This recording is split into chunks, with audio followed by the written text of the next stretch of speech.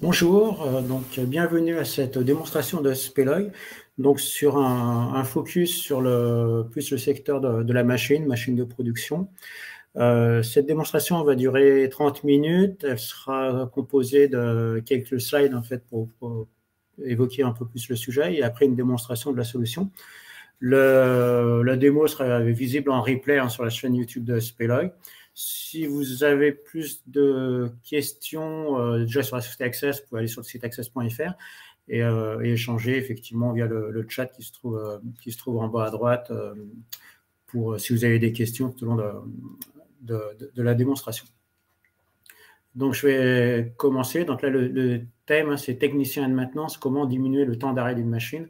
Donc, on va vraiment parler l'exemple d'une machine de production où effectivement une panne ou un arrêt, voilà, ça bloque toute une chaîne de production. Donc des fois, ça a des conséquences importantes au niveau de l'organisation. Alors, donc comme je vous disais, il y a trois points, de présentation Access et Speloy, une petite démonstration, et puis un temps d'échange si vous souhaitez échanger sur des sujets autour de cette démonstration. Alors, on va commencer sur la partie d'Access. Donc, aujourd'hui, Access, nous sommes divisés en 3 pôles. Le premier pôle qui est tout ce qui est télécom, infogérance, donc, et puis hébergement, bien sûr, de solutions. Nous sommes hébergement de données de santé, par exemple. Un deuxième pôle autour du digital, on va dire autour des sites Internet, donc tout ce qui est portail web avec des solutions open source, comme Drupal, par exemple. Et le troisième sujet, éditeur de logiciels métiers, où on est dans plusieurs domaines, éducation, santé au travail, dématérialisation, et le dernier, digitalisation du service client. C'est le sujet de cette démonstration. Aujourd'hui, Access, nous sommes 300 personnes, on réalise un chiffre d'affaires de 30 millions d'euros. Et la partie effectivement spécifique, c'est que donc l'offre Speloy a 20 ans. Cette année, là, on avait envie de faire des vidéos, donc voilà. Donc, c'est pas ce que je vais vous présenter, c'est pas spécialement quelque chose d'une solution toute nouvelle. Au contraire, c'est une solution très pérenne qui évolue dans le temps. Par contre, heureusement d'ailleurs en 20 ans. Mais voilà. Alors, la partie nos expériences, si vous voulez. Donc là, c'est des exemples de clients de fabrication de machines. Alors, j'ai des exemples un peu différents. Je dirais la particularité de toutes ces machines, c'est qu'elles sont installées. Donc déjà, elles nécessitent un déplacement de technicien sur place ou c'est le technicien de maintenance du client. Et après, on peut avoir vraiment des machines même de production de chaleur, des grosses chaudières, des choses comme ça, des machines de production, des machines à graver, de l'archivage, dans l'agroalimentaire, dans l'industrie, dans tout un tas de secteurs, il y a différents types de machines. Et là, donc sur la droite, vous avez quelques-uns de nos clients, par exemple même des compresseurs, par exemple dans le biogaz, des fabricants de machines de produits élastomères, etc. Donc voilà. Ce qu'il faut retenir de nos références, effectivement, on travaille avec des groupes de taille moyenne, des groupes industriels de taille moyenne, qui peut varier on va dire, d'une taille de petite industrielle, une centaine de personnes, à effectivement des très grands groupes industriels avec une vision très internationale, avec tout ce que ça comporte dans l'international, notamment sur la maintenance des machines. Alors, l'offre Speloy, en fait, aujourd'hui, elle est décomposée en 7 modules. Donc, les 7 modules, en fait, ce qu'il faut comprendre, c'est que c'est des modules métiers. Donc, le premier module, on va dire, c'est vraiment tout ce qui est catalogue. En fait, catalogue de la machine, parc machine, les pièces de rechange, tous ces sujets-là. Le deuxième module, c'est tout ce qui est base de connaissances. Donc, pour nous, la base de connaissances, c'est vraiment les notions d'aide au diagnostic, les troubleshooting, les FAQ, tous ces sujets de centralisation de données ou d'aide d'accompagnement. Le troisième point, c'est la partie business, où effectivement, dans la partie business, on va avoir vraiment un niveau plus ou moins important d'e-commerce. Ça peut être simplement des demandes de prix, des demandes de cotation que votre client utilisateur, exploitant de la machine va réaliser, ou justement des demandes beaucoup plus affinées. Bibliothèque d'information, ça permet de stocker tous les documents. Donc, une bibliothèque d'information, ça veut dire que sur une machine, on va pouvoir stocker les manuels d'exploitation. Ça, c'est une notion d'obligation, d'ailleurs, juridique, on va dire là-dessus. Mais ça va être aussi tous les plans, les schémas hydrauliques, voir des vidéos de réglage d'un IHM, etc., etc. Donc, il peut vraiment avoir des informations, et ces informations seront stockées un peu en sous-ensemble en fait, de la machine, en disant, bah, voilà, ça, c'est les documents qui concernent tel sous-ensemble ou tel article, etc. Le quatrième point, c'est tout ce qui est garantie. Donc ça, c'est un sujet important. En fait, ça va être déjà pour centraliser tout ce qui se passe sur la machine. Elle vient d'être livrée, elle a une période de garantie, il y a des contrats. Voilà. Est-ce qu'il y a des changements de pièces sous garantie validés, le SAV valide, etc. Donc ça va être tout le flux de gestion des garanties. Le point suivant, c'est la partie vraiment SAV, assistance client. Donc là, on va parler plus de ticketing, de réclamation client, où vos clients, donc fabricants de machines, vont pouvoir échanger, le fabricant de machine échanger avec les… Alors, soit il peut y avoir un distributeur entre, soit vraiment l'exploitant de la machine, et vont pouvoir échanger sur des problèmes, des pannes de fonctionnement. Et le dernier point, c'est les interventions. Donc là, alors ça peut être des interventions dans le cadre d'une révision, tout simplement. Ce n'est pas forcément tout de suite un problème de maintenance, mais donc, pour gérer toutes les interventions sur une machine. Et ce module d'intervention est très important parce que ça permet d'avoir une notion de traçabilité. En fait, traçabilité, de retrouver effectivement toutes les informations de la machine, de la vie de la machine. Ce qu'il faut retenir de cet écran-là, c'est qu'en fait, imaginez comme si vous aviez une machine qui était au milieu, au centre, et en fait, tout autour de la machine, on va avoir toutes les fonctions métiers pour pouvoir bien exploiter correctement la machine. Donc, c'est vraiment ce slide-là, il est très important, puisque la plupart de nos clients, effectivement, ils souhaitent centraliser tous les sujets autour de la machine, bien sûr, suivant des différences entre le client, le technicien, etc.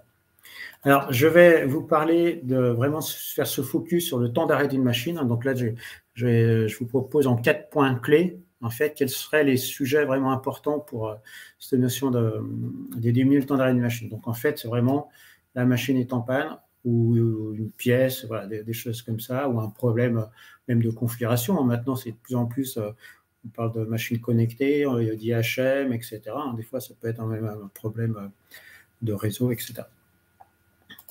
Le premier point clé, c'est que le client accède à son parc machine via un extranet dédié et sécurisé. Donc là, en fait, la solution Spelog, elle va vraiment permettre à vos clients d'accéder à un ensemble d'informations autour de leur machine. Donc là, l'exemple à droite, c'est une machine, justement, un ensemble, une machine de production. Il va pouvoir accéder, imaginez, en quelques clics, il va pouvoir accéder aux documents de la machine par sous-ensemble. Il va pouvoir accéder à tout ce qui est FAQ, aide à la recherche de panne, tout ce qui est troubleshooting, à son niveau. C'est-à-dire qu'on peut avoir des recherches de panne en niveau maintenance 1, maintenance 2, etc.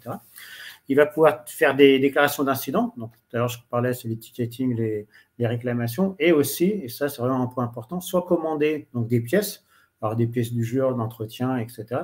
Soit aussi avoir des recherches sur tout ce qui est les pièces de première urgence. Donc ça, c'est un point important, très important. Déjà, les notions de pièces de première urgence, en fait, ça veut dire que vous informez votre client que sur cette machine, il doit normalement stocker cette liste de pièces. Donc, il les a, il peut voir, il peut en commander d'autres, effectivement, s'il est en rupture de stock, etc. Donc là, c'est le premier point qui va permettre à votre client, chez le client, le technicien de maintenance, mettons, d'avoir via cet extranet, dans sa langue, je dirais 24/24, 7/7, etc., toutes les informations possibles autour de la machine. C'est-à-dire qu'il n'a pas à chercher dans un classeur telle ou telle information, il va pouvoir directement consulter et rechercher via un moteur de recherche, je ne sais pas, il a un problème sur une électrovanne, il va pouvoir taper électrovanne, il va peut-être avoir un tuto pour régler l'électrovanne. Donc ça, c'est le premier point clé.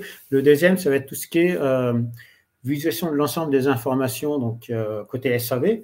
Donc là, c'est pareil, c'est-à-dire que le SAV, il va avoir une consolidation de toutes les informations d'une machine, mais même des informations, des fois, bien sûr que le client ne peut pas voir, des informations plus complètes. C'est-à-dire qu'on va pouvoir lui remonter même les plans de fabrication, ce qu'on appelle les baumes, les nomenclatures, par exemple, etc., etc. Donc ça, c'est un premier point. Et après, effectivement, le SAV, il va pouvoir suivre ce qui se passe sur la machine. C'est-à-dire, il y a tout ce qui est réception des incidents assigné aux bonnes personnes. C'est-à-dire que si tel client au Mexique, sur telle gamme de machines, il fait une réclamation, je sais pas, d'urgence d'un expert sur le réglage d'un IHM, et ben, si je fais cette demande-là, ça peut assigner tout de suite la bonne personne. Donc ça, c'est un sujet, ça évite les mails, les appels téléphoniques, ça permet de gagner du temps. Et après, bien sûr, l'expert, il va pouvoir faire un fil de discussion, échanger et voir s'il ne peut pas dépanner, en gros, à distance, etc. Et le troisième point, donc là, c'est plus dans le cas où il y a vraiment une nécessité d'intervention d'un expert, intervention, on va dire, sur site. Donc, Spelog va permettre de gérer tout ce qui est ordre de réparation, c'est-à-dire avec sur cette machine, il faut changer ces 3 pièces-là. Le rendez-vous est pris le 4 mars à 14 h chez telle usine, etc., avec toutes les informations nécessaires pour le technicien. Donc ça, c'est un deuxième point, c'est l'aspect réaction. Donc, si vous voulez, le premier point clé, c'est déjà le client, il a accès à beaucoup d'informations. Et là, en fait, le SAV a tous les moyens de prendre la bonne décision, puisqu'il va pouvoir suivre, effectivement, s'il y a déjà eu des tickets sur cette machine, etc. Le troisième point clé, c'est les techniciens en intervention. Donc là, on est vraiment sur une autre phase. Si vous voulez que la machine soit le plus rapidement réparée ou simplement reparamétrée, en fait, le technicien là, en intervention, alors soit ça peut être le technicien du client, le technicien de maintenance, soit ça peut être votre technicien expert ou même un technicien de votre réseau, on va dire, de maintenance. Il va pouvoir, pareil, lui, accéder à toutes les informations. C'est-à-dire qu'il va sur la machine, il va pouvoir voir les documentations, les catalogues pièces de rechange qui sont à jour, pas un document papier qui traîne dans une armoire. C'est-à-dire que là, il aura accès à toutes les dernières notées, toutes les informations, par exemple, ce que tel article il a été remplacé par celui-ci, etc. Il va pouvoir suivre toutes les interventions. C'est-à-dire, est-ce qu'il y a déjà eu des interventions? Ah oui, sur cette machine, ça fait déjà 3 fois qu'on a un problème de carte d'alimentation sur l'IHM, par exemple. Donc voilà. Et après, il va être guidé, donc aide à la recherche de panne expert. C'est que là, effectivement, on va pouvoir vraiment aider le technicien. Et là, c'est un sujet très important, c'est ce qu'on appelle, nous, la partie base de connaissances. C'est-à-dire que les techniciens, entre eux, ils peuvent même faire des feedbacks, des remontées, etc., pour consolider. C'est-à-dire, effectivement, sur cette carte d'alimentation de l'IHM, si je prends cet exemple, ils vont pouvoir dire, attention, c'est souvent le même problème, c'est tel composant, des choses comme ça. Donc, ils vont pouvoir cumuler des retours d'expérience.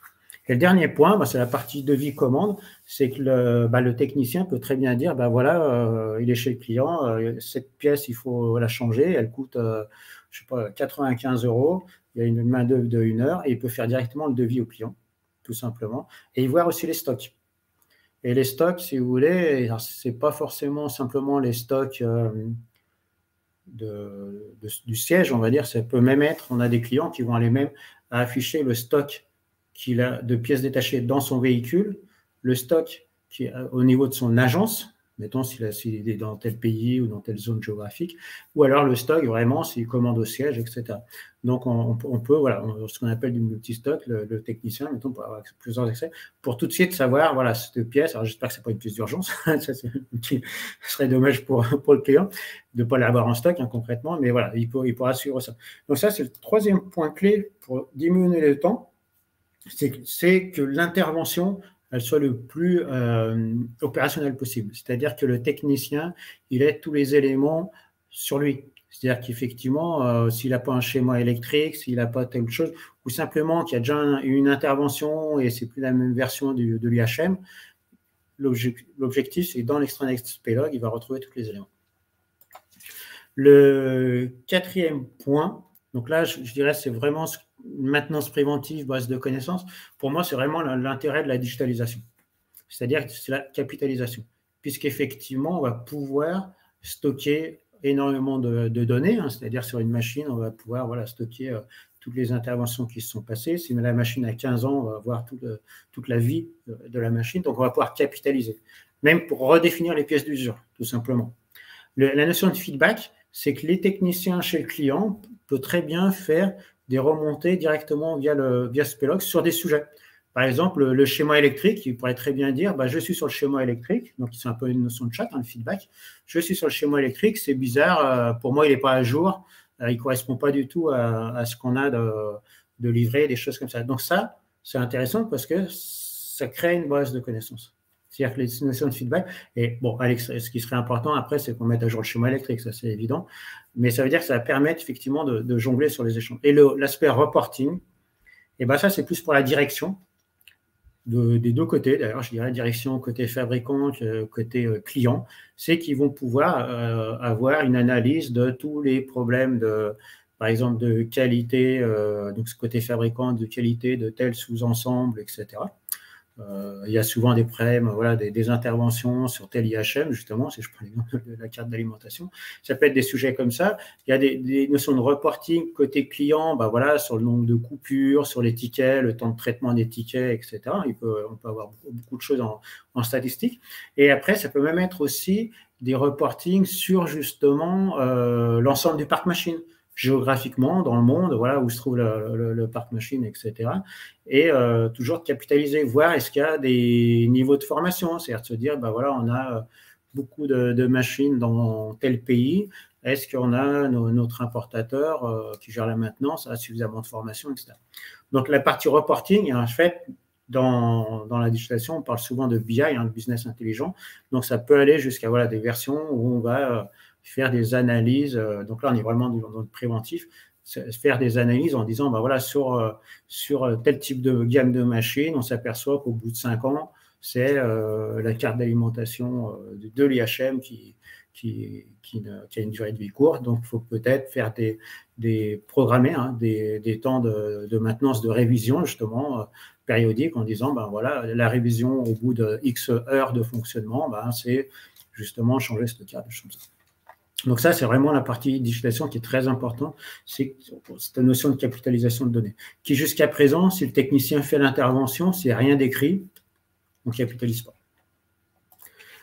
Alors, je vais basculer sur la partie démonstration. Donc, ce qu'il faut savoir sur cette démonstration, c'est qu'on peut, déjà, on peut bien sûr vous faire une démonstration sur mesure. Vous pouvez nous faire la demande sur le site access.fr et on peut aussi vous donner des accès à la solution pour vous montrer un peu ce que ça peut donner.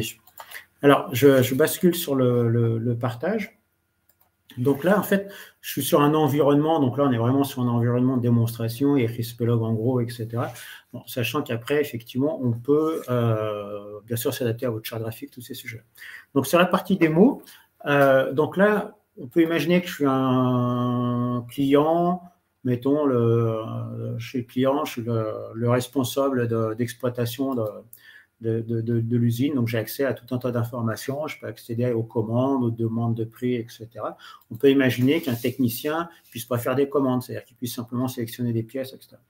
Donc là, je peux, en gros, en fait, on a différents accès. C'est-à-dire que d'un côté, j'ai l'accès par numéro de série. Imaginez que vous avez ce client-là, il a une 50aine de machines, il tape le numéro de série, il tombe directement sur la machine. Je peux faire une recherche en disant mon parc machine, voilà, tranquillement. Je peux faire des déclarations d'incidents, des retours de pièces, des demandes de garantie. Je peux bien sûr gérer des favoris. En fait, tout cet écran-là, on peut le personnaliser. Et sur la droite, c'est plus la notion de tableau de bord. Je peux avoir des messages d'information liés à mon parc machine en disant, ben voilà, sur là, par exemple, des valises de contrôle, sur ce type de machine, il y a des promotions, je peux voir mes commandes, etc. Donc là, c'est vraiment, mettons, mes derniers tickets en attente, mes garanties en attente, etc. Donc là, je vais aller sur une machine, concrètement. Et sur la machine, en fait, on va pouvoir avoir un ensemble d'informations.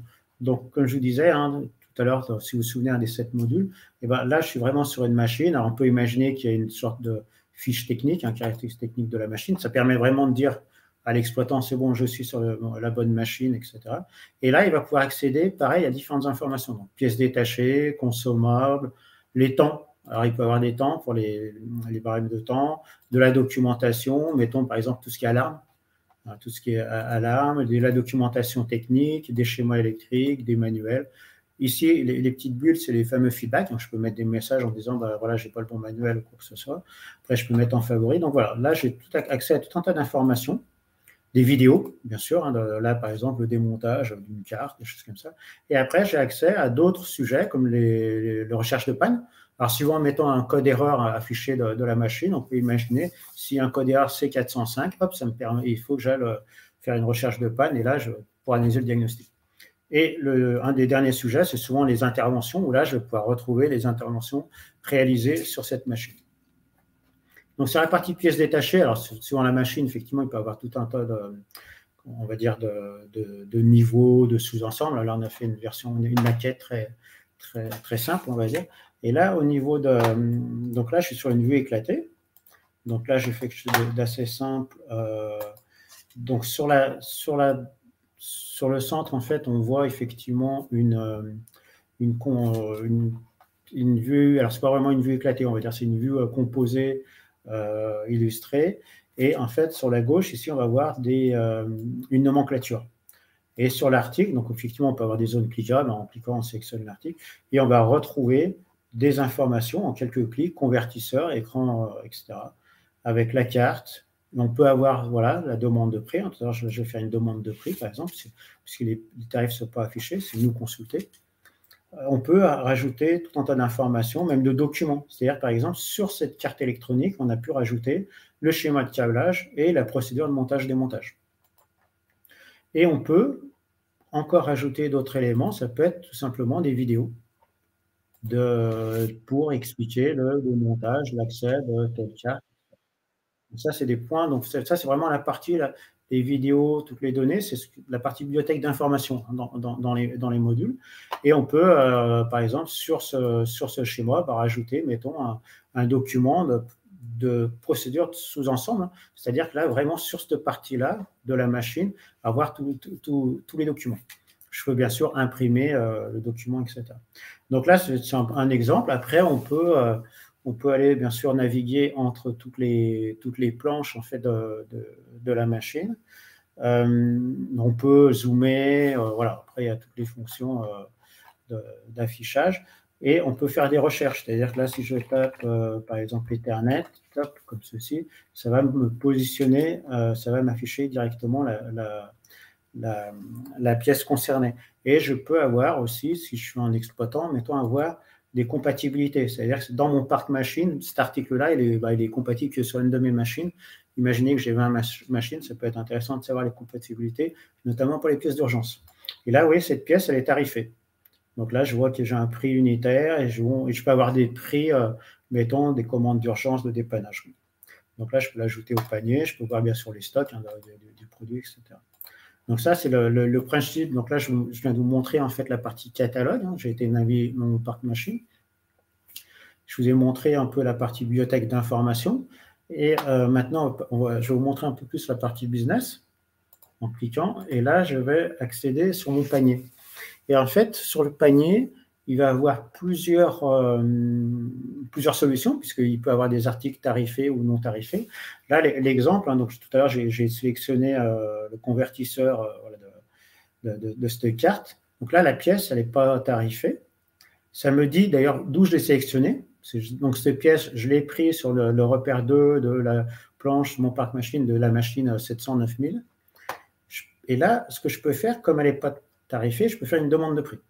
Donc là, concrètement, j'envoie à votre client, va vous passer une demande de prix pour avoir le tarif de cette pièce-là. Et mettons, vous lui rajoutez le prix. Et vous faites le devis même directement dans Speloy, si vous souhaitez, là, avec le prix qui est l'information. Et là, la pièce est tarifée, donc 46 €, etc. Donc on peut imaginer qu'on crée directement une commande.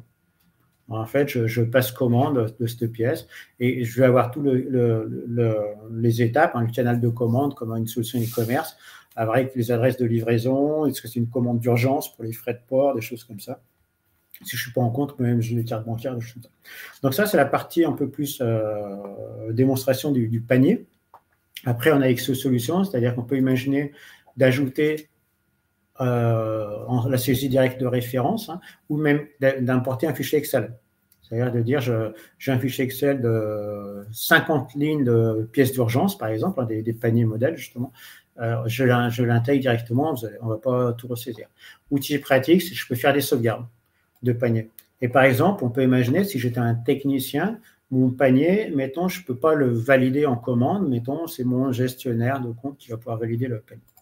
Alors là, j'en profite pour faire un petit tour sur le moteur de recherche. Donc tout à l'heure, j'ai tapé Ethernet. Donc là, on peut imaginer que votre client, il tape directement une carte, donc là c'est une carte Ethernet, on va dire. Il peut faire une recherche suivant son parc machine, des choses comme ça. Et là, je tombe directement sur la pièce. Je peux directement l'ajouter au panier. Et sinon, je peux voir la photo de la pièce, si elle existe. Et je peux voir s'il existe un document. Donc, je retrouve ma procédure de montage. Et si je vais ici, je vais retrouver mes cas d'emploi. C'est-à-dire qu'en fait, cette pièce, elle est utilisée dans deux de mes machines de mon parc, la M4 et la TR7. Et si je vais sur TR7, mettons, Spelog va me renvoyer directement sur la partie la vue éclatée concernée. Donc ça, c'était un premier focus. Après, au niveau des autres modules, l'aspect ticketing, donc en fait, c'est assez simple, c'est-à-dire que votre client va pouvoir dire, je veux faire une réclamation sur la M4C, mettons, je mets une date de mise en service 1er décembre, je continue et en fait, je vais avoir tout un tas de listes de demandes. Et en fait, ça, c'est vraiment paramétrable, puisqu'effectivement, vous pouvez très bien dire votre client fait une demande, un prêt administratif, ça va l'envoyer, donc là, si je fais prêt administratif, ça va l'envoyer directement, bien sûr, assigné au service concerné, administratif. On peut imaginer qu'il fasse une demande sous garantie, demande d'échange standard. La demande d'échange standard, ça peut être sur une machine, mais sur un accessoire.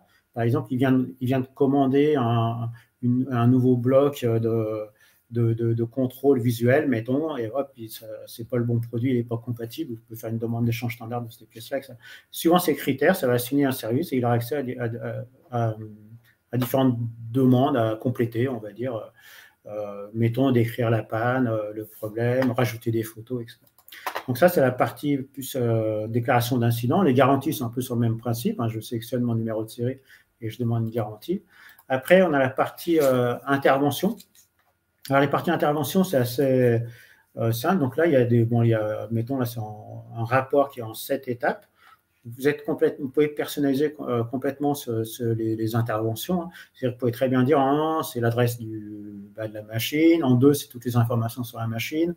En 3, mettons, vous allez dire je complète toutes des mesures de la machine, des choses comme ça.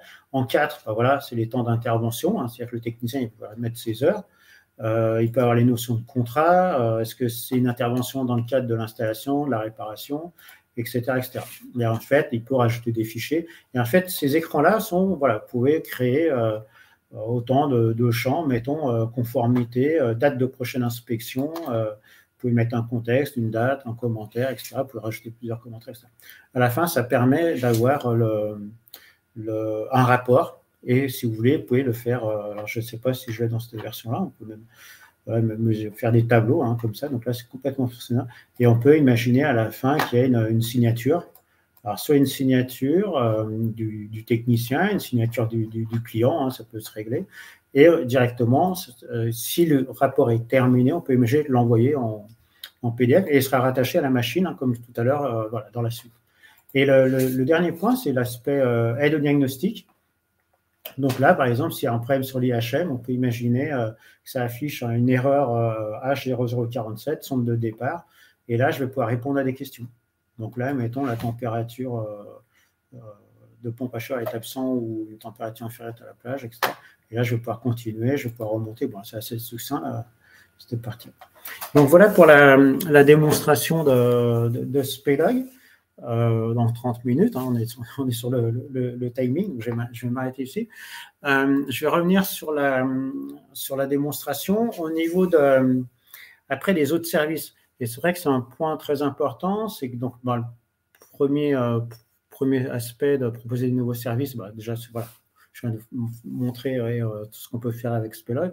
Et en fait, aujourd'hui, on a vraiment deux sujets qui sont de plus en plus importants autour de machines, de production. C'est tout ce qui est IoT. Donc là, c'est vraiment de faire remonter les alertes via l'IoT. Et l'autre point, c'est tout ce qui est visio-assistance, où là, effectivement, vous allez pouvoir mettre à disposition, mettons, de votre client un système de visio-assistance. Donc ça, ces deux solutions-là, on le fait via des partenaires, mais ça peut être jumelé, on va dire, avec Spelog, bien entendu. Donc voilà, donc je ne sais pas si vous avez des questions ou des réponses. De toute façon, il ne reste plus beaucoup de temps. En tout cas, si vous avez, voilà, si vous avez des questions, n'hésitez pas à nous contacter et je vous répondrai à tous vos sujets. Et on peut vous faire une démonstration, voire vous montrer des exemples concrets de réalisation qu'on a fait en place avec des clients. Donc, voilà, en tout cas, vous avez mes coordonnées complètes sur ce slide-là. Une démonstration. Donc, la prochaine sera sur toujours des sujets autour de Spelunk dans la maintenance. Merci beaucoup. Merci bien, au revoir.